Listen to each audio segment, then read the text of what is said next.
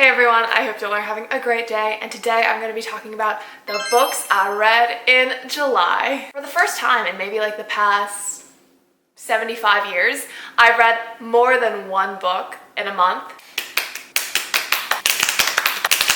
I just gotta congratulate myself a little bit, okay? It's been a very, very long time since I've done that. But yeah, I read quite a few books this month, and I'm gonna be talking about them. So the first couple of books I read this month were The Lightning Thief and The Sea of Monsters, and I'm pretty sure that I read these in July, but honestly I'm not 100% sure because I'm very bad at updating my Goodreads, and I'm basing this off of Goodreads. It's the original Percy Jackson and Olympian series. You cannot go wrong. And I loved rereading them. I made an entire video on my thoughts and reflections revisiting the series, so I'll link that video below if you're interested in seeing it. Okay, you're not gonna believe this, but the next two books I read were nonfiction.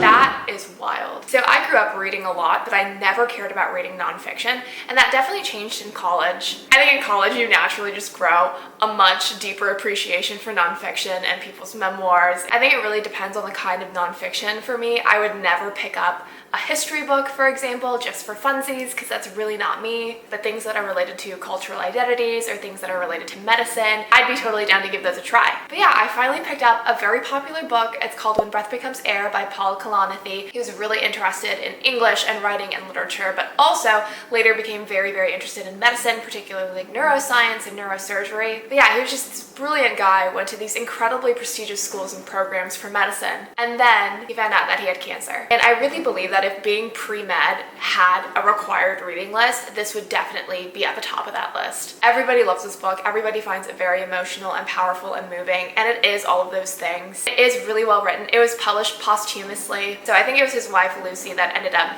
publishing it after Paul's death. But it is a really beautifully written book, both in content and style. I love that Paul touches on so many different things related to medicine. So he talks about, of course, like the science behind it, but also ethics. He brings in spirituality. He brings in so many different things. And obviously he talks really honestly about the separation between life and death and how he feels during this process where he feels like he's losing agency over his own body. It's a really gorgeous book. This is the first book, I'm pretty sure, that I've ever listened to entirely on audio. And as I've said many times before, I'm normally not a fan of audiobooks, but this one, I could really get behind it. I think what I realized about audiobooks is that I rarely enjoy them when they're fiction and fiction that has a lot of dialogue, but when it's more of like a memoir or just one person's thoughts and inner monologue, it's a lot better for me. And I believe this theory because I also listened to the audiobook for the next book that I read, which is Between the World and Me by ta-nehisi Coates. We invited ta-nehisi Coates to Vanderbilt to speak, and I thought, you know, he was a pretty interesting speaker,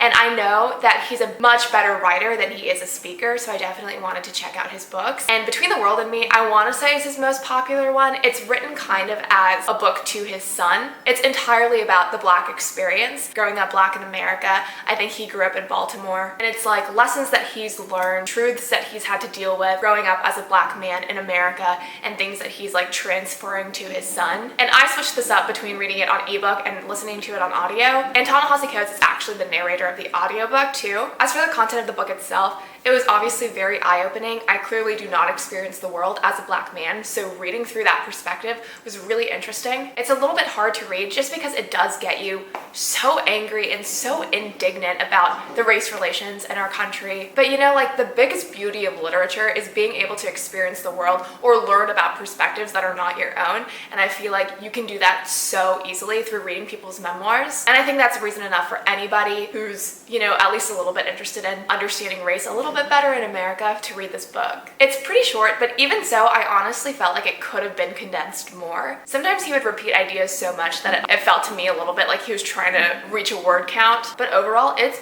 extremely beautifully written. Like, I think Paul ta-nehisi is a really beautiful writer, but ta-nehisi Coates is like really on another level. His writing is poetry. It's gorgeous. And then finally, for the month of July, I read The House on Mango Street by Sandra Cisneros and The Lies That Bind, Rethinking Identity by Kwame Anthony Appiah.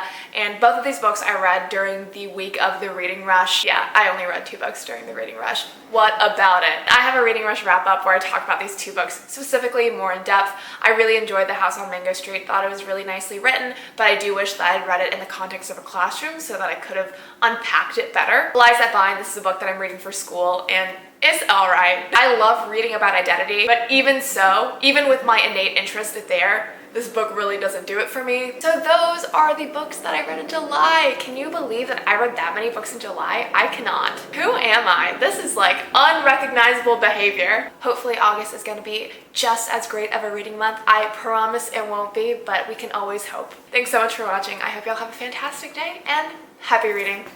Bye.